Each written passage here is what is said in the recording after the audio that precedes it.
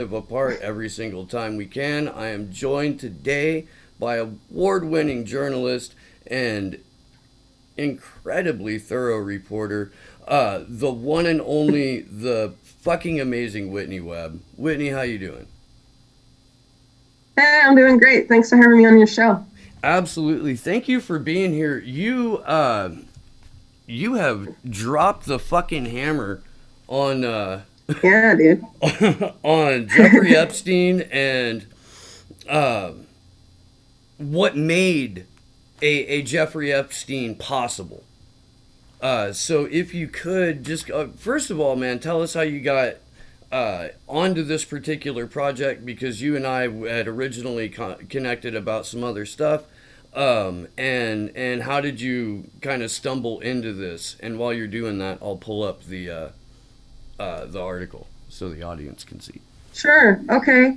So, yeah, originally I was doing a lot of reporting, and I still had to conclude a series on it about the threat to Al-Aqsa Mosque and the Dome of the Rock in Jerusalem, right? And, you know, during that time, Jeffrey Epstein was arrested out of nowhere. A lot of people, including myself, thought he was just going to get away with it back with the 2008 plea deal, and then all of a sudden, you know, he gets locked up. And then, you know, it came out a few days later that Alex Acosta had arranged that plea deal originally because Epstein was allegedly intelligence. And then I was like, holy crap, I've just personally, you know, because I was like, I want to find out what intelligence agency he's working for. Yeah. Because people were like speculating and all this. And I was like, well, a lot of people are saying the Mossad, but the only proof is like Ghislaine Maxwell's dad, which is an interesting connection for sure. But I mean, it could have been CIA, like joint CIA Mossad, because they cooperate a lot, you know? Yes. Or, you know, some other crazy shit. I mean, who knows, right? And so, you know, I was looking into it and I was thinking, well, I know that the CIA has a history of doing this sort of stuff, you know, sexual blackmail operations. And so maybe if I dig into the history of that, like those past ones in like the 80s and the 70s, I might find some crazy stuff. So, you know, as I was, I read this book that I have right here to start, Doug Valentine, The CIA as Organized Crime. I highly recommend it. Doug Valentine's amazing.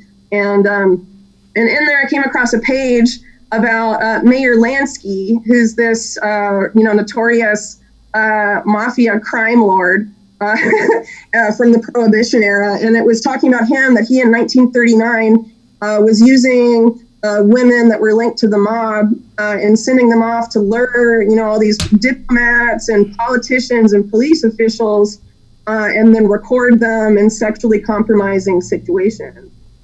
And so there I was like, well, that's nuts, because I also know from other stuff that Lansky and all this, he had connections to the CIA. He worked for the CIA during World War II in a covert program that was called Operation Underworld. He had a lot of connections to the CIA. He also had dirt on J. Edgar Hoover and all this other stuff, which is why Lansky was, you know, the only mob guy, the famous mob guy from the 20s that wasn't murdered on the street, and he died an old man in 1983, and he never spent a day in jail. And, you know, that's because he was super well connected, and he outfoxed pretty much all the other mobsters, and he got in bed, you know, with the intelligence agencies. So yeah, Meyer Lansky's whole history is fascinating, and this is stuff that you know, Hollywood has gotten into almost in a celebratory fashion, and you have to, on some level, know that the people who are producing these mob flicks and the people that are part of this actually like giving information on Meyer Lansky, like you have to know that they're either fully aware that he was part of these blackmail schemes, peddling underage kids for sex to fucking industry titans and politicians and whatnot, but it's the one thing that you never hear mentioned anywhere in film or reporting, unless it's like a really obscure blog. Well, I'm glad you brought up Hollywood. This is going to be in part 2 of my series. Lou Wasserman, who was the longtime head of MCA, which was later bought by the Bronfman family, he was actually super connected to the Meyer Lansky mob interests. And he is the power behind Ronald Reagan. He's responsible for Ronald Reagan's film career. later his TV career, and he was super influential in getting into the White House. And, as I bring up at the end of my article, there's a lot of connections to the Reagan White House that come up and what's going on here. But anyway, going back to how I stumbled upon this, I was looking at Meyer Lansky. I dug more into him, and I saw the name Bronfman come up, right? Because he was working with Samuel Bronfman, who's like the patriarch of the Bronfman family that includes Edgar Bronfman and Charles Bronfman and, people that have been in the news more recently. Edgar Bronfman's daughters, Claire Bronfman. I think the other one is Sarah. And, they've been in the news, of course, because of the Nexium sex cult, which was another blackmail, sex-based, operation about getting dirt on people. And so I was like, well, that's weird. Maybe there's a connection there. And so, I was looking and I was reading through a Bronfman biography. And then, I stumbled upon this passage that I just thought was super insane. And I linked to this Bronfman biography in my article so people can read the ebook, right, because it's online. I stumbled upon this part where it talks about the other industry titan of the liquor industry in this era, who's a guy named Louis Rosenstiel. And it was talking about how Louis Rosenstiel's fourth wife went to all these parties where Louis Rosenstiel was running this sexual blackmail operation, basically with underage kids, with all these powerful people, like the first director of the FBI was seen there, J. Edgar Hoover, right? And it specifically mentions that the boy prostitutes were there for the enjoyment of a specific person, Roy Cohn. Yeah. And of course, Jeffrey Epstein's in the news, right? And he's in the news mainly because he's connected to Donald Trump. Roy Cohn is Donald Trump's mentor. And he's also Roger Stone's mentor, who was a Nexium lobbyist, right? And so it just I saw that and I was like, what is going on? And I thought that was crazy. So I went, I did sometimes I do this. I went on Google Books and I just did a search of Louis Rosenstiel and Roy Cohn to see what came up. And it was buried in several biographies. It was buried in a biography of J. Edgar Hoover by former BBC journalist Anthony Summers, in some other places. And I went down the rabbit hole, dude, and that's where this article came from. And basically, the Roy Cohn thing is huge because it really connects all of this stuff together. And as I'll get into more in part 2, but I really tease this at the end of my current article that's online. Roy Cohn was super plugged in to so much stuff. I mean, he had, when Trump was, becoming president and was going to win the election and all this stuff or whatever, a lot of attention came back to Roy Cohn, but all the media reports, most of them in MSM, right, were painting Roy Cohn as this sleazy mafia lawyer, and that's pretty much all they said about him. But what they didn't say is that this dude was so plugged into the Reagan White House. His best friends were Barbara Walters. He was super good friends with Rupert Murdoch. He was friends with all of these huge big name people, and a lot of those people, ton of them, are directly associated with Jeffrey Epstein, which is nuts, dude. And it turns out that those people that were associated with Roy Cohn died in August 1986. Just a few months later, in early 1987, Donald Trump and a bunch of these other names that ended up in Jeffrey Epstein's little black book all meet Jeffrey Epstein just months after Roy Cohn dies. And Roy Cohn, as I mentioned earlier, was involved in these sexual blackmail operations, but it actually turns out, and this is according to the former head of the Human Trafficking Division of the NYPD. This is according to New York lawyers who investigated Cohn on behalf of clients. In official hearing testimony from the 1970s New York Committee on Crime, that Roy Cohn was running, a sexual blackmail operation involving children, specifically young boys, out of the Plaza Hotel in Manhattan, New York. And it's worth pointing out, too, and I'll get more into this in part 2, Donald Trump bought the Plaza Hotel in 1988. And, there were these reports that came out, mostly it was 2016, when the election was going on and stuff, that Donald Trump had, these crazy cocaine party, fueled cocaine parties or whatever, yeah, where all these teenage girls had been cited there. And at the time, I was like, oh, just another one of those articles being look how sexually lewd Donald Trump was. And I kind of ignored it. But after all this stuff that I found about Roy Cohn, Donald Trump's mentor, right, running a section out of the hotel, and then Trump buys it. And, it's just these connections are nuts. And here's the amazing thing about Roy Cohn. Roy Cohn is I think the only reason that Nancy Reagan and Ronald Reagan acknowledged that AIDS existed because he died Yeah, of it probably. at 56 years old. Yeah. And Nancy Reagan made this speech about how it finally personally affected her and entered her life, and so she. Yeah. And it was because of Roy Cohn. That's how close the Reagans were to Roy Cohn, and this is nuts. Actually, according to Roy Cohn's switchboard operator, who I'll be talking about a good bit in part two, the person that called Roy the most often was Nancy Reagan and also former CIA Director William Casey.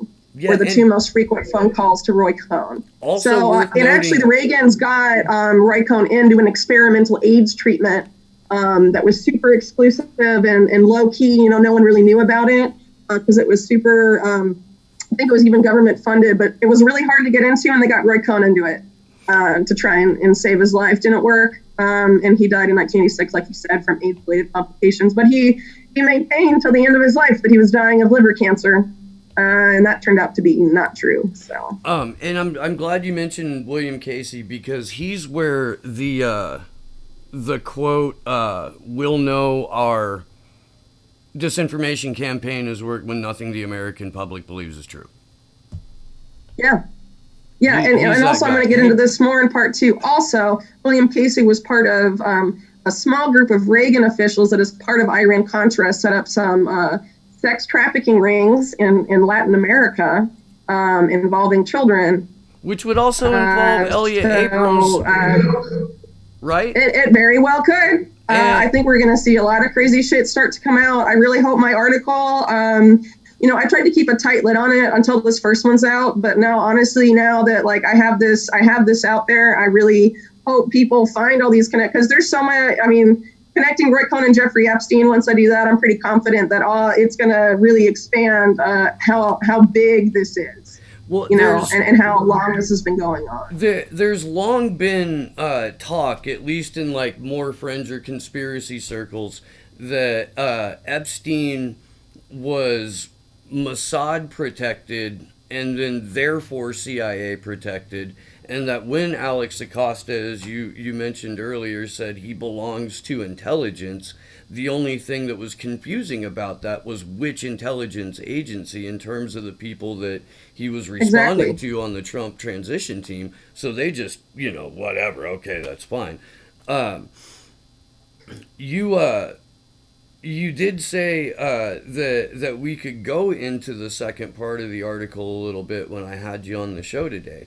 And that's something that we can get to, but I have some stuff written down here that's definitely worth noting, and this is stuff you were dropping hints about throughout the week about your article, and it's the nickname Supreme Commander and Field Commander, and what that means in terms of the operation that Rosenstiel, Bronfman, Lansky, those guys were running, and how that affected American politics, especially with Joseph McCarthy and J. Edgar Hoover.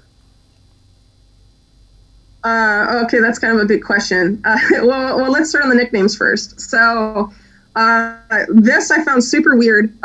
So I was looking through some archived newspapers, and I came across one from 1969 talking about Rosenstiel, Cohn, and J. Edgar Hoover, their relationship. And it came up here that, when Roy Cohn and Louis Rosenstiel see each other in public, they like hunt each other out. They like look for each other, and then they like stand up and salute each other, And I was like, that's weird. And then it was like, so Roy Cohn calls Louis Rosenstiel Supreme Commander, and Louis Rosenstiel calls him Field Commander.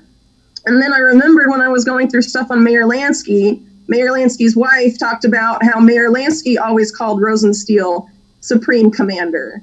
And I was like, why is Roy Cohn, who's this, I show in my article, running this sex trafficking operation, why is he calling this guy Supreme Commander, this super powerful crime lord, And on the other side of it, I'm like, why is, the crime lord, the super connected sex trafficker, they're calling this guy Supreme Commander, like, what the hell? And he has nicknames for them too, that are like military rank stuff. And let's remember too, for anyone that's ever studied like how the mafia or the mob in the U.S. has worked, there's a lot of military themed titles there. Soldier, lieutenant, so Supreme Commander, I don't know, it doesn't really sound any higher up than that. And I don't really speculate on this in my article, But in terms of Supreme Commander, I sort of think that it's possible because there's so little. I mean, I couldn't find a single biography written and dedicated to Louis Rosenstiel. I couldn't find one. There's not a lot of information on his early life.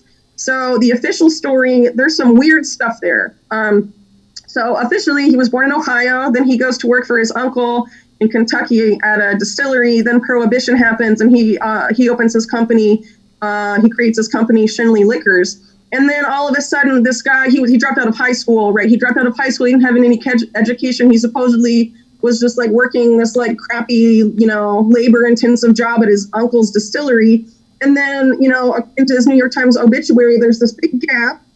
And then in 1922, Rosenstiel's vacationing on the French Riviera, and he meets Winston Churchill. And Winston Churchill tells him, hey, you should prepare for the end of Prohibition. This was 1922. Prohibition ended in like 1933. And so apparently this guy spent officially all of these years, desperately preparing because he's like, Winston Churchill has to be right, because he's Winston Churchill, right? And then he arms this business and he becomes rich only after Prohibition. But, it came out later, as I noted in my article, that he was bootlegging and he was involved with the mafia and all this stuff. But he's connected to Winston Churchill in this chance meeting. That's insane. And also the fact that he was supposedly preparing by buying up all these closed distilleries, and that was financed by Lehman Brothers, which is this super powerful elite Wall Street firm, giving money to this random dude who's a high school dropout with this crazy idea that he got from Winston Churchill. This doesn't make any sense.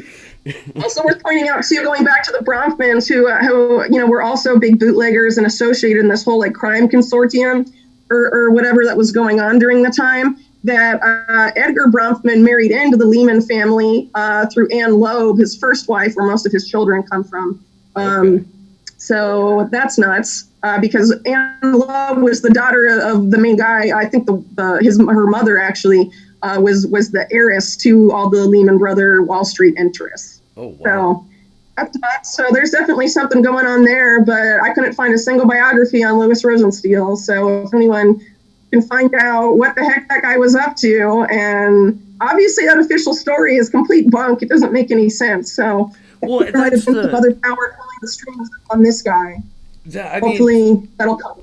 That's the thing, and that's why I wanted to bring up Joe McCarthy and Hoover's FBI, because everything you're talking about right now, this predates even the OSS, and the FBI which is the precursor to the CIA for people that don't know. So the Office of Strategic Services. Yes, and the FBI itself was kind of an infant agency and was rife with mafia corruption anyway. So it almost seems like this particular sex trafficking, blackmail, pedophile ring is at the core of both the FBI as an institution and the CIA as an institution. That, and of course with the CIA, I think that's why we're seeing this, reflected in Epstein, going on with Epstein right now. The prosecutor prosecuting Epstein is James Comey's daughter. The daughter of the former FBI director. Jeffrey Epstein was an informant for Robert Mueller, also another former FBI director. The FBI is balls deep. And Comey's daughter is out of the public corruption division, not the sex trafficking or sex crimes division. It's an entirely different branch than what you would think would be associated with it. It's like Debbie Wasserman Schultz's brother being prosecuting the Awans. Because that's how that came. It's comparable. And then you also have the fact that Bill Barr, who was super connected to the Iran-Contra stuff, he was George Bush Sr.'s attorney general. He worked for the CIA. With George H.W. Bush. Reagan. Yeah, he's connected to William Casey too, and his father worked for the OSS, which is the precursor to the CIA. And his father is the one that recruited and gave high school dropout Jeffrey Epstein this job as a math teacher at one of the most exclusive private schools in the whole country. So all you need to be is an overtly sociopathic high school dropout with deep ties to the mafia and federal agencies, and you too can get a job at that's Dalton what this is saying, or get a loan from basically. Lehman Yeah. Brothers. Wow. Yeah. When I had Cynthia McKinney on this show, she made a point to bring up how Ivy League schools and universities in general are kind of ground zero for where COINTELPRO moved to, and we see Larry Summers was president of Harvard when Epstein and Dershowitz were running around like crazy all over there. These guys have clear ties to intelligence agencies. It all sorts, it comes together in one big ugly picture. Yeah, well, it's interesting you bring up Larry Summers. I'm going to be getting in this in the part two. A lot of people in alternative media especially have been talking about genie energy for the past few years, right? Mm-hmm. And their super weird board of advisors. Their board of advisors, pretty much all of them can be connected to what's going on right now, and that's insane. Larry Summers and Bill Richardson are connected to Epstein. Rupert Murdoch is connected to Epstein and Roy Cohn. And James Woolsey, the former CIA director, when the the Omaha, Nebraska Franklin cover-up sex ring was going on, he was, I believe, in charge of the CIA's airport in Nebraska. That's right. So and that's I have written down in my notes that this ties directly into the Franklin scandal, and that Roy fucking Cohn is at the center of that too, or at least part and parcel. Well, I wouldn't say I don't know if I'd say he was at the center of it, but because a lot of this came out about the Nebraska thing. Roy Cohn was like dead, right? So I think what's going on there, and I'll get into this one part too. There's a lot of evidence, including in John DeCamp's book, who really wrote the book about the Franklin cover-up, right? Mm-hmm. That Roy Cohn had successors. He had successors in different places. He had them in D.C., he had them in New York, and apparently this was also going on in San Francisco as well. And actually, it's possible that if Epstein was one of his successors, which really seems to be the case because of the huge amount of overlap, that he was running it in New York and in Florida. But I also remember, too, in terms of implications of what all this means, Epstein's activities were not exclusive to the United States. And if anyone reads one of his victims' depositions, or her affidavit, came out recently, Virginia Roberts, she was talking about how Epstein took her to London and Paris, and she was involved in this stuff in Europe. So this is definitely not U.S. exclusive. In my articles, I'm just going to be focusing on the U.S., right? But let's also keep in mind that if Jeffrey Epstein was doing this in multiple countries, it's very highly likely that this is bigger. And also Meyer Lansky, going back to him way back, in the first mention I ever saw of this, the 1939 honey trap, sexual blackmail operation that he sent Virginia Hill to run. That was actually, he was running that in Mexico, trying to entrap American officials that were involved in Mexican politics, which is crazy because actually he and the mafia were his associates on the West Coast, Mickey Cohen and Bugsy Siegel and all of that they had established this drug ring going from Las Vegas and California and all that down to Mexico. And actually the OSS later got involved in that. So, and there's a bunch of different... There's so many rabbit holes to go down. They all kind of go to the same general Warren, though, right? Right, because a Warren is a bunch of rabbit burrows. Am I right about that? I can't remember, 7th grade life science anymore. Anyway, there's... And I said that poorly when I said Roy fucking Cohn is at the center of it. What I was trying to get to, not well, was that because of Roy Cohn, this thing got to branch out, and you explained that much better than I did. So thank you for that. And I know you want to focus on the U.S., and I really want to get into the second part of your series. But it's worth mentioning that Meyer Lansky had this relationship with Tibor Rosenbaum, who was a Mossad point man. Wasn't he his banker through, what is it, the International Credit Bank of Geneva? And that scandal came out in the 70s. An article I linked to there is a New York Times investigation from the period that really goes into this bank and all of its connections. And it's crazy to read. And it basically says openly that this bank was directly connected to Meyer Lansky and was laundering his money. So I'm absolutely going to link this to guy your was piece. was a Mossad asset.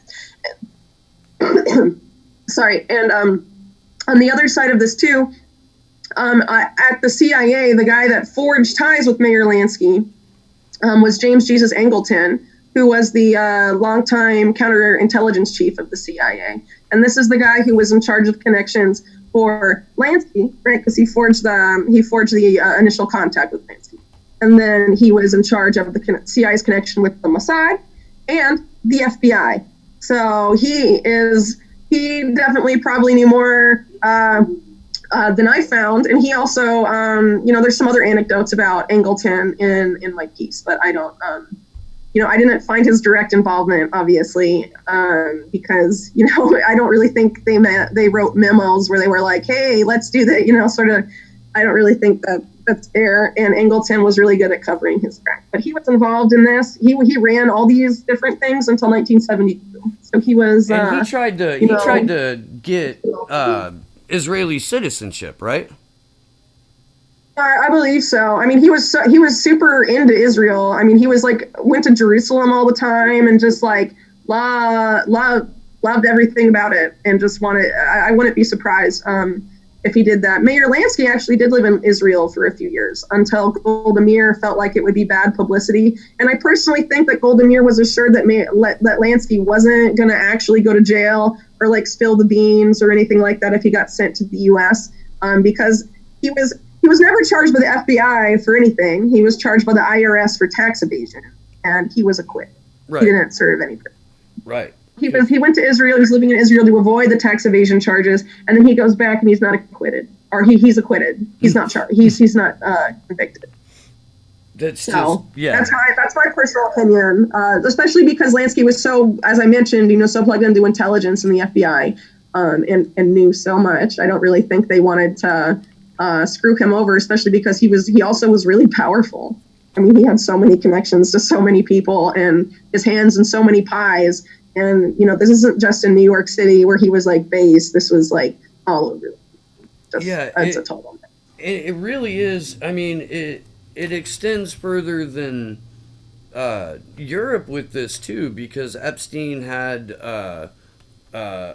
Jamal Khashoggi's brother's boat at one point, and has a lot of ties to the Saudi royal family. It's just fucking insane. I don't know how much. I think the Saudi thing, the big deal with because he had a passport, right? That was a Saudi passport, and it was a fake passport, and Jeffrey Epstein's real name wasn't there. It had a fake name, but it had his picture, and that was discovered. But it was expired, so he hadn't been using it for a long time. He was just keeping it as a memento, a souvenir, right? Vicky Ward, who's the Vanity Fair journalist who's done a lot of reporting on Epstein for a long time and was, the only really mainstream journalist before Epstein was arrested that tried to blow a whistle on him. She says that that's because that passport exists because most likely, and she was pretty convinced of this, that he was working for Adnan Khashoggi, who is Jamal Khashoggi's uncle, I believe. Okay. And Adnan Khashoggi was the big arms dealer of the day. He was the richest Saudi businessman of the era. And he had tons of connections to tons of people, especially the Reagan White House, because he was the main arms dealer for Iran-Contra and a lot of other things that were going on during that time in covert operations for the Cold War. So that's absolutely significant. Mm-hmm. Yeah. Wow. Moving into the second part of your series, and when does that come out, by the way? When does that drop? I'm hoping next Friday. So we're short one person. So we had to work like really hard to get this out today, because, there's two editors at MintPress. There's someone that does content editing for me, and there's someone that does, copy editing or like grammar and spelling and all that. And the copy editor is on vacation. So I had to be my own copy editor. Right. And so we were short one person. And so we really had to work really hard to get it out. So, and I had to make changes, obviously, and all that stuff. And it's a really long report for anyone that reads it. So it took some time. So we're hoping to not destroy ourselves, by repeating that again. So hopefully, I'm hoping for next Friday at the latest. Awesome. To have it out. And so what the meat of it, God, what the fuck's going on with it? Where do you land what's the gist of part 2? Yeah. Okay. Well, we've sort of talked about a lot of the connections that are coming up there, except for a couple. So I'm basically going to be going really deep into the Reagan White House and the Iran-Contra stuff and how all of that connects to Epstein. We're talking about how Roy Cohn and Epstein, there was like this really bizarre, seamless transition of Roy Cohn's circle of friends, the people that surrounded him, how they went from Roy Cohn after he died, and just a few months later all surround and met Jeffrey Epstein, right? Which is like super weird when we consider that both Roy Cohn and Jeffrey Epstein were involved in these sexual blackmail ops using minors. So is Wexner the connection there, or is it Bob Maxwell's let me daughter? get there. So the part that we didn't talk about yet is that exact thing. This is the mega group, which is what it's usually, it's this weird organization. They claim to exist for philanthropic reasons. Who knows if that's true? But what we know is that there's a couple big players there. If off the top of my head, they are Michael Steinhardt and Leslie Wexner, the two of whom founded the group, according to the Wall Street Journal. A lot of people say that the Bronfmans helped found it. According to the Wall Street Journal, it was Wexner and Steinhardt. But beyond those two, the other big names are Edgar and Charles Bronfman, and after that, it's Ronald Lauder, who is the current head of the World Jewish Congress. Before Lauder, it was Edgar Bronfman. So there's a lot of connections to these guys that are there. So I haven't written the piece yet, but this is basically what it's going to say. Pretty much all of these guys, and we already talked about Sam Bronfman, right, and his ties to the mob. Pretty much all these 5 big guys in the mega group that I've named all have ties to organized crime. Michael Steinhardt's dad, and this is according to Michael Steinhardt's own autobiography, which is for people that want to check this out. It's called No Bull, My Life in and Out of the Markets. He's a hedge fund manager connected to Bear Stearns, right?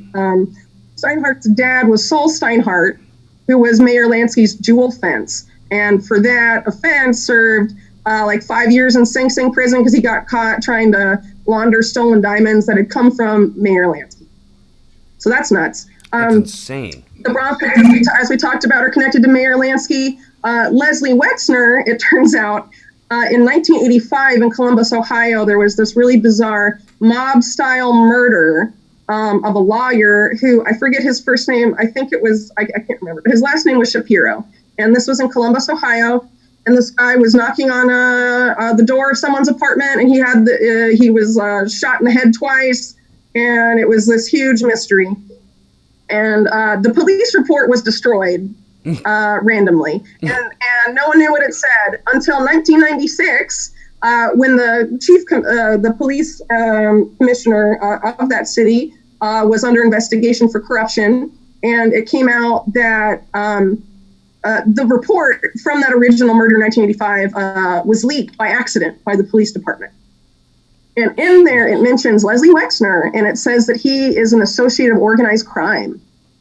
And it specifically says that he's an associate of the Genovese crime family. So let's look at the Genovese crime family for a second. Who is their best known patriarch? It is Charles Lucky Luciano, who, with Meyer Lansky, co-founded the National Crime Syndicate. So this is insane. Ronald Lauder, I'll get into him too. He's also connected to Roy Cohn, by the way. Roy Cohn was honored by B'nai B'rith, which, if you don't know, is this Jewish, I would call it really a lobbying organization for Israel more than anything else. It's sort of like Freemasons, but Jewish. Yeah. Because they have these lodges and stuff, you know, but it's also the Anti-Defamation League is a branch of B'nai B'rith, right? So in 1983, Roy Cohn was honored by B'nai B'rith with a special dinner. And one of the committee members that planned this dinner for Roy Cohn was Ronald Lauder. So that's nuts. And some of these other people come up there as well at that time. Also, Edgar Bronfman was head of the ADL's fundraising arm. And so there's a bunch of really connections there. Also, Roy Cohn's dad, Albert Cohn, who was this really influential guy in the Bronx's Democratic Party organization. He was a really influential judge. He was head of B'nai B'rith's Northeast or New York, New England division for several years. Huh. Yeah, that I mean, that wraps it up pretty neatly. What do you have any it's nuts. expectations? That's why I talked so much about Sam Bronfman in the first piece, because it doesn't really make a lot of sense, I guess, maybe to like have him there if he wasn't involved in the sex ring. I'm talking about directly him, but it's interesting. It becomes more clear when I'm going to talk about the mega group in part 2, because I mean these Lansky ties are nuts with the mega group, especially Michael Steinhardt's dad was this jewel fence. Like, right. but that's Michael Steinhardt himself, so no one can accuse me of just like pulling that out of thin air. Read Michael Steinhardt's book; it's right in there. He talks about his dad a whole bunch. Do you have any expectations? One, that the work that you put in on this will get picked up by a mainstream outlet, and then do you have any expectations that the Epstein case will go the way of any sort of incarnation of justice? I think it remains to be seen if any mainstream outlet will touch this. And I'll get into this too in part 2. Roy Cohn was super connected to MSM. He had friends in pretty much every publication and every major TV news channel. So I don't really, I mean, if it gets coverage, it'll just be like, look at this loony conspiracy theory that came out about Epstein. Because, you know, publications like The Atlantic are already saying, like, any sort of conspiracy theory about this, we don't need that here. Yeah. I don't have a lot of faith in mainstream media. That's why I don't work in it. Right. No, me right? either. That and I'm probably 100% unemployable in mainstream media. But yeah, me too. Having said that, this is one of those situations where regular media, mainstream media, mockingbird media, whatever you wanna call them, have tried to pitch this 100% as either the only person Jeffrey Epstein ever knew was Donald Trump, or okay, well, he knew Bill Clinton, but you have to watch that on Sean Hannity's show to find that in a mainstream outlet, and they want people pointing at each other saying, well, your president did this shit, not stopping to think for a moment that, like, everyone's wrapped up in it. Yeah, multiple presidents for generations did, or at least really high-ranking figures in government, and the people that ran the FBI, and the people that were part and parcel of the CIA who both orchestrated and likely participated in this shit. And I think that's why we see things like the Unity for J Twitter account being taken down by this new function that Twitter's rolling out that will give individual users the ability to hide comments in their own threads. We want to make it an information or fact-free echo chamber. And I'm of the opinion that, like, we should make them suffer for that by sticking around. As well as expanding our work onto different platforms, but just sticking around. People need to do both, like you're saying. I think it's important to stay on, but definitely make an effort to migrate somewhere else. let's number two, that Jack Dorsey recently had of Twitter, right? Recently had a meeting with Trump, and there they discussed how to like protect discourse and the public discourse before the 2020 election. I take that to mean that before the 2020 election, MintPress News and a bunch of outlets like us will be just totally deformed. Oh yeah, I anytime between then and now, it's really just a matter of time. So sign up for a newsletter, please. Absolutely, yeah, and that's all right. Where else is MintPress? Where else are you? Minds or Mastodon. I'm only on Twitter right now. I don't really like Minds, and I don't really like Steemit because I feel like Minds and Steemit are similar. I feel like they're mini blogs, and I don't write separate blogs. I just write for MintPress, and that's enough. It's like a ton of work. They don't have like a news feed. The only Twitter alternative I've heard of is Mastodon. And Gab, and Mastodon is more like left-wingy, and Gab is more like right-wingy, right? Yeah. So I think they're both just going to be like their alternative, like super mega echo chambers. But hopefully one of them will catch on with everyone. Who knows? But I really hope people figure it out. Some things I've been trying to do, and I definitely need volunteers for it because I don't. I used to do some web design, but I don't do that anymore. This is like 5 years ago. Or longer. I'm trying to. I'd like to make sort of like a Drudge report that's not as ugly, for a bunch of different like news outlets. Like have like MintPress and like a group of news outlets. Yeah. And then they have all their RSS feeds and all their main articles in one place. So you go to like one website, and then all the new articles from those outlets are there. But I'd like to have a tab for YouTube channels or videos, people that are YouTubers, because YouTube's going to deplatform people too. Oh, and then have all their new videos up or something. I think that really needs to happen. And if anyone has time on their hands and is good at web design, get in touch with me, please. That's fucking awesome. It's just it's such a. You're right, multiple rabbit hole subject, but it all kind of goes back into the same thing. And I've said on the show before, and I've had hosts of other like conspiracy shows on the show before, that the problem with geopolitical conspiracies is that no matter where you start looking into them, they all eventually wind up at Luciferian pedophiles run the world.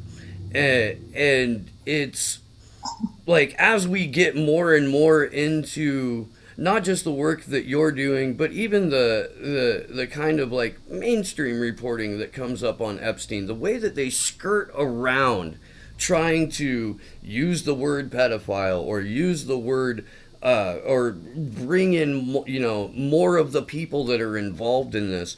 If you're totally. Have you noticed that the mainstream media reports, they say stuff like underage women? Yeah. Underage women. Don't you mean girls? Don't you mean children? Right. Kids. Why is that so hard to say? Yeah, well, they can't. I mean, they can barely bring themselves to do it when the clergy goes around fucking little kids, and even. Oh, that reminds me. Going back to my article. Sorry, I wanted to touch on this for a second. Cool. I have the Cardinal written down here in my notes. I was hoping we'd get to it. Okay, well, we can get to that whenever you want, then. No, go ahead, a good please, time. Man. Please, that was a perfect transition. All right, so in my article, I talk about this sex ring that Roy Cohn was running in the Plaza Hotel in New York.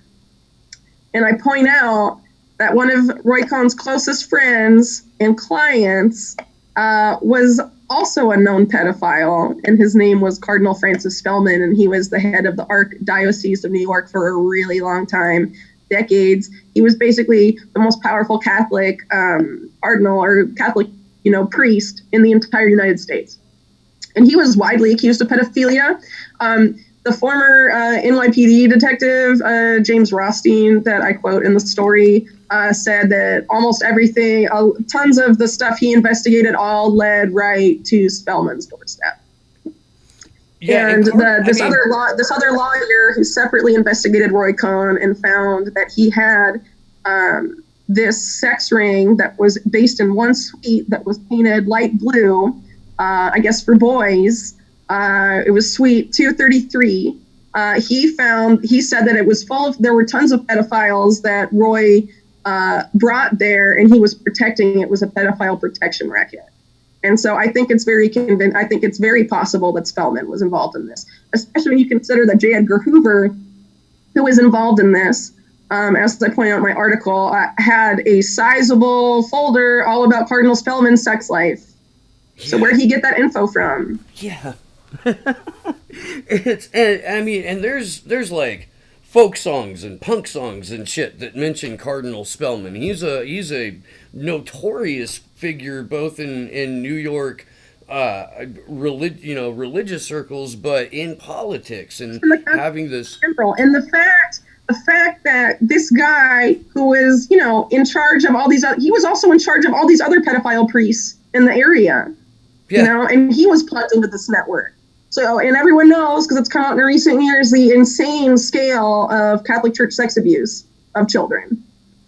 So you have that whole scandal is plugged in here too. And so it increasingly looks like a lot of these pedophile networks that we hear about occasionally in the Catholic Church and elsewhere are very interconnected, and the people in government know about it. And these top businessmen that claim to be philanthropists, know about it too.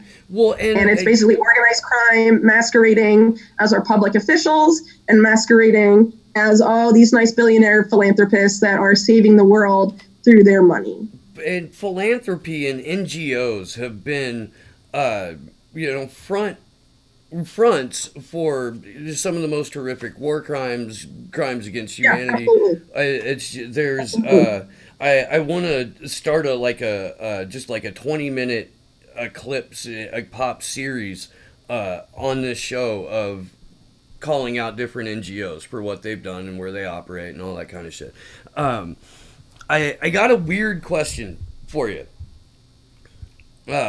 Okay. What kind of healing needs to take place in the consciousness of regular fucking people for us to find a way to stop being okay with having these sick fucks rule us?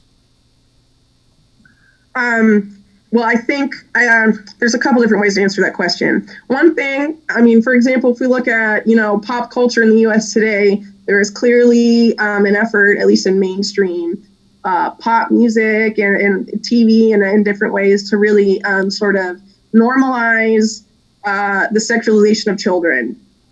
As an example. So let's remember, the example I like to bring up, because it doesn't make any fucking sense for this to be in a music video. I don't even remember the name of the song because I never listened to it, but I watched the video on mute because I just kind of believe it existed. Miley Cyrus did some music video where she's in a diaper, pretty much naked, and is crawling around and in a crib and sucking on a baby bottle, and making sexy poses. What the fuck is that? Right. Right. So, that's just one example. If you go down the rabbit hole, or you start to look at stuff being put in front of kids, because those are kids that watch Miley Cyrus, right? Or preteens that are into her, right? Yeah. And they're telling them that this is okay. People need to be able to recognize that and also say that it's wrong. So that's just one side of it, because over the years, especially more in recent years, it's been really overt in terms of the sort of cultural conditioning for that to be okay. It's really been more out in the open, and that's wrong. People need to be able to say that's wrong. The other thing is that if I didn't write at an outlet like MintPress News, which is super amazing and gives me full editorial freedom, stories like this would never come out. Right. And that's because the mainstream media has people at the top. And this will be in my reports. But if you go looking, you can find other examples that are involved in this racket. Right. Or they're plugged into intelligence, or they're not honest brokers of information, basically. We call them fucking liars and people who are either on purpose or unknowingly doing the work of our intelligence communities on this show. But yeah, that's you got some freedom here, Whitney Webb. You do. I'm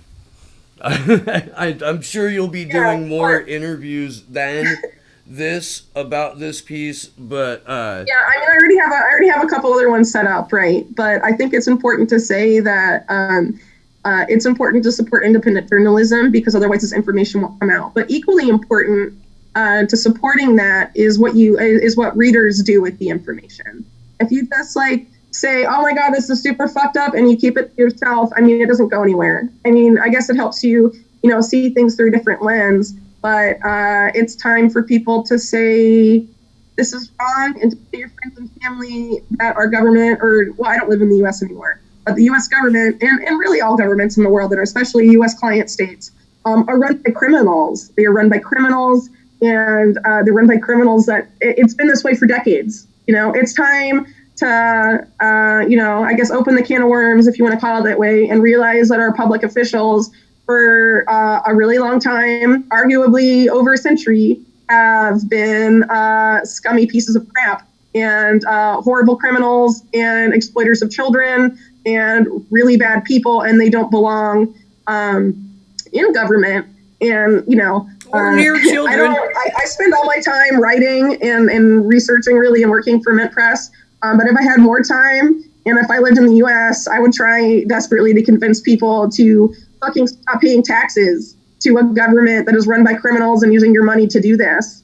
This trafficking, especially when it's government condoned and the government's involved in the CIA is using money from you. They are using your tax money. This is what your tax money is going to. And if it's not going to that, it's going to dropping bombs on children in Yemen or other countries throughout the world. It's on drone strikes. I mean, this is what they spend your money on, and this is where your money's going. Fuck and at yes, some point, Webb. That's fucking awesome. Well, like at some point, and this is part of why I wanted to leave the U.S., because I was like, fuck this, I'm never paying taxes to you assholes, and I still don't. Right? So it's like, if you consciously know this is going on, and you consciously know that you're giving money to these fuckers, at some point, that's bad karma for you. If you know that you're doing it and you're giving them the money that you work for and you're consciously giving it to them and you're just okay with that because you're scared of what they're going to do, they're going to keep doing it. They only care about money. That's why Israel is so freaked out about boycott, divest, sanctions, because they're like, we might lose money. That's the only thing that works, and it's the only thing that's ever worked. Yeah, so, and you've got the government. 90% of the people running for office who openly felch the government of Israel, and maybe 10% of them that are a little less declarative about it, where I mean, I couldn't agree with you more. There non-participation in the system is something that we encourage here. I'm gonna have Tim Canova on here in a few days to explain the Taft-Hartley Act and why general strikes are currently illegal and what we can do to get around that and shit. Because I don't pay taxes. If enough people don't pay taxes, the IRS can't arrest all of you. Period. Right. And if we come together as a people and surround the fucking halls of power and don't let them out until we have a say in how we do this, while we're publicly exposing these pedophiles and war criminals and human rights abusers, we may have a shot there. We may, but it's down to that. I don't know. I hope so, but honestly, based on my time in the U.S. and growing up there and living there till I was like 20 something, I don't really have a lot of confidence about people in mass getting out on the street. Me either, but about not paying taxes is that you can do it from the comfort of your home and never go anywhere. You just do nothing. You do less. That is so American. You just be lazier, right? Be lazier and don't file your taxes and don't give them money. That's beautiful. That is. I would love to see that. And you know what? You pretty much get everybody that would support you on that. You would, whether or not they cross the line to do it. Libertarians would love this. Of course. Taxation is theft, people, right? Yeah. Just stop paying it. No, I some good friends of mine live up by Redding, California, and when they're like separated from each other in the store, one of them calls out taxation and the other one yells is theft, and that's how they Marco Polo to find each other. It's fucking like that's real shit, dude. Awesome. Shout out to Ben Balderson and Christy Jones. But yeah, we talk about a lot, especially when I have the people from Action for Assange who picked up the Unity for J vigils and now host Free Assange online vigils, Andrew Smith and Taylor Hudak. We talk about decentralized activism, and making sure that you do like small acts of disobedience every day. And if you could build the movement for this, you're absolutely right. That could shut it down. It could. Well, I hope it happens. I hope, but I honestly think that it's going to take something bigger even than this, because I mean, there's such a, I mean, they have a really tight flow over information and a really strong hold still on the hearts and minds of people. But I really hope that, you know, these articles especially will start to make people think a little more about what's really going on. Absolutely. I also want to bring up something about just how sick this is. When you think about people like QAnon, as an example, and other Trump supporters that think that this guy is in office to bust all the pedophiles. Okay, so not only was he meant by a pedophile, he was friends with a pedophile, right? And there's evidence that he may have hosted like underage teenage girl pedophile parties too. Well, you know? he's part of a 2016 rape case with Jeffrey Epstein and Donald Trump named as the co-defendants, and one of those women specifically cited death threats and fear for her life as a reason for dropping out of the suit. Like, that's, you know, yeah. I don't know how the Q crowd reconciles that bit. I don't. Well, the other thing about QAnon that's interesting is that they claim, this is the idea behind it anyway, or part of it, is that Donald Trump was put in power by people that were allies of John F. Kennedy to fight against the deep state, and the deep state set up by Allen Dulles, the first CIA director. Yeah. As my article shows pretty clearly, Trump's on the other side. Trump works with the people that killed JFK. Yeah. He works with the people connected to the Dulles brothers. Yes. And their descendants and the people that took over for them. Yeah, that's what Trump works for. Well, and he's an open, he's an open, blatant Zionist. Yeah. If you, oh, yeah. I mean, they renamed the actually that ADL dinner, or that B'nai B'rith dinner I mentioned in 1983 that Roy Cohn was honored by. Yeah. The honorary chairman of that dinner of B'nai B'rith and the ADL and all that was Donald. Was Donald Trump? Yeah, Donald Trump, honorary chairman of the B'nai B'rith dinner for Roy Cohn. Yeah. And, you know, Trump has been really in that for a long time. He's always been surrounded by really extremist Zionists, like David Friedman, and the Kushner family. Yeah. Right, Jared Kushner. Jared Kushner, his family foundation gave money to this extremist settlement yeshiva religious school called Od Yosef Chai. Sorry, I had to remember the name because I wrote about this like 3 weeks ago. And that yeshiva, the people that are in charge of it and that run it, wrote a book called The King's Torah, where they, that's the translation from Hebrew. It's not in English, but they openly call for the murder of babies that aren't Jewish because they might grow up to be a threat to them. Yeah. Yeah. This is on the record. I didn't make this up. I mean, look it up. It's even in the Washington Post. So, and he wasn't the only one that gave money to them either. The Marcus brothers of Marcus Textile Company in New York are the main funnelers of money to that yeshiva.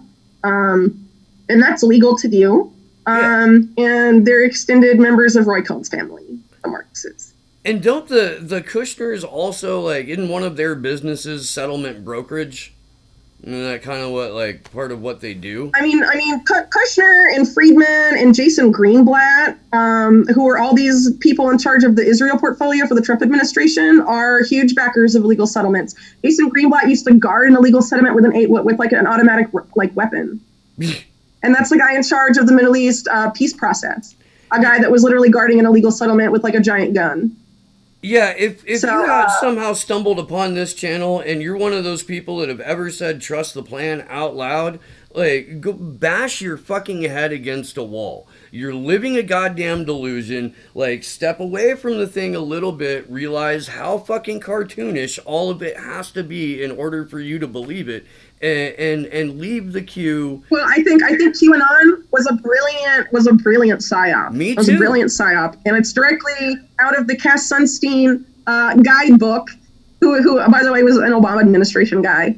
Yes. On how to co-opt conspiracy movements, right? So there was Pizzagate and all this stuff, and there comes QAnon right away to take. Yeah. Oh. Shoot. As many people out of that as possible, and what? That is a lot of them think that there's going to be a metaphysic, and that's going to save the world. And there's a bunch of Christian Zionist overtones to QAnon as well. So really successful psyop. Right there, all done through 8chan. I'm really glad that you said that, because this has been my argument from day one, and I've had a similar conversation about this with Elizabeth Voss. She was on the show like a month or something ago, and threw out the word hope porn for what Q is, and to me it's always looked like 100%. This is to make sure that people who would otherwise become activated aren't, because they're waiting for that second shoe to drop that will never fucking drop. And it's a way. That will never drop. Yeah. And it's a way to monitor. He tells people to follow John Bolton. What the hell? Anyone that believed the premise of QAnon, thinking that John Bolton's one of the good guys, you're nuts. There was a fucking meme, a QAnon meme of John Bolton adjusting his glasses like this, and some guy drew a Q here and was like, "It's the secret Q sign. John Bolton's doing it. Are you high, dude?" Clearly, better living through chemicals on that. I think that original Anonymous was started out as a psyop, or quickly became one, and Q is the fucking antithesis. Oh, it's totally a psyop now. That all of that is super co-opted. They were like, "Yeah, war with Iran," and they're like, "Yay, regime change in Libya in 2011." What? Yeah, but getting that through to people who actually have attached religion, or like Christian Zion, all that, but putting it into a religious context makes it a lot harder to talk sense into other people who otherwise maybe started out as like anti-interventionist, or even anti-federal government, but not okay, but now we need to go invade Iran. It's just it's incredible to me. Is there anything else you wanted to bring up in terms of this? Do you have anything? And please. I think we touched on the big stuff. I just as a concluding point, because my source of internet, which is my phone, is about to die. As a concluding thing about what my report shows really, and in the context of the Jeffrey Epstein case as a whole, this is massive, dude. It totally makes sense why Trump doesn't want this to come out. I know at the end of my article that this whole thing is also Roy Cohn, and all that is also directly connected to Bill Clinton. All the big names connected to Epstein are connected to Roy Cohn, period. Roy Cohn was one of the most influential figures of the 1980s. You may not know that, but that's what the evidence says. He was the link between the criminal underground and the people above ground in respectable society, in the private business sphere, and in politics. This was the it guy, and this is what he was doing. This is what he was running, and Jeffrey Epstein is one of his successors. And Jeffrey Epstein was doing this in multiple countries. How many more Jeffrey Epsteins are there? I really think people should, take a look at the big picture, and think about what the implications of this are. And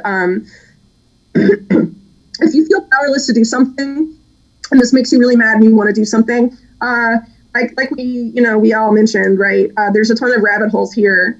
Go down some of them, dude. Make Twitter threads, write articles on blogs, whatever.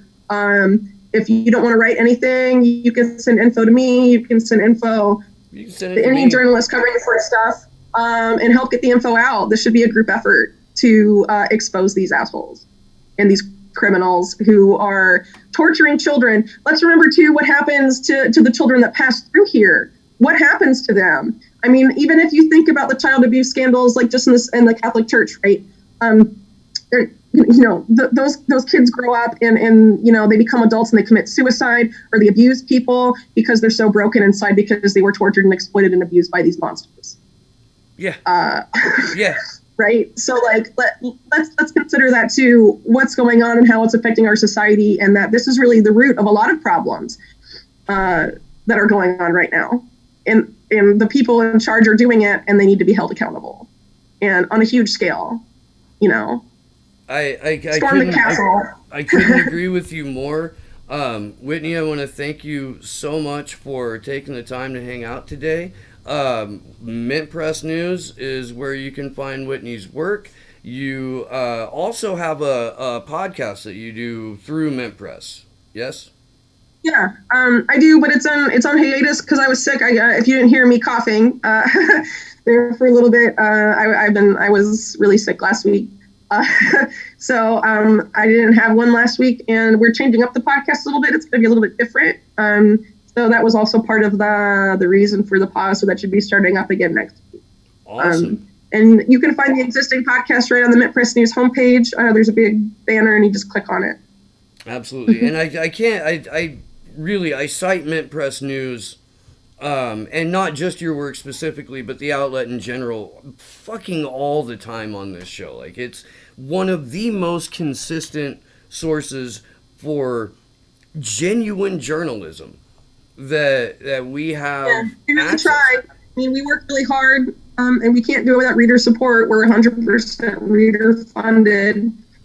We used to get money from Google Ads. We got totally demonetized from that. I can't imagine. So we are 100% dependent on donations, either directly through the website or on Patreon. If you think this report that I wrote is important, or you think the work that MintPress does in general is important, please consider supporting us. The lowest tier on Patreon is $5 a month. If that's too much for you, you can donate less through our website. But everything helps and goes towards supporting the kind of work that we're doing. Yeah, so please do that, and you can follow Whitney Webb at _Whitney Webb on Twitter.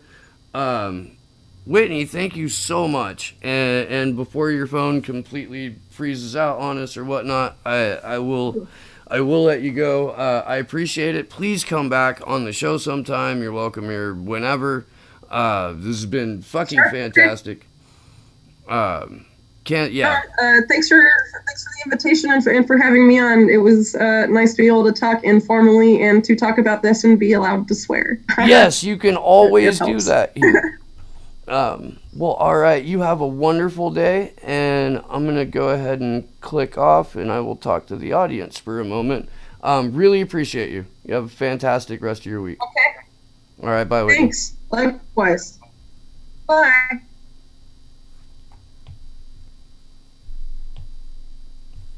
And Whitney Webb, everybody. Holy crap, that was goddamn amazing. I am incredibly stoked at the way that went.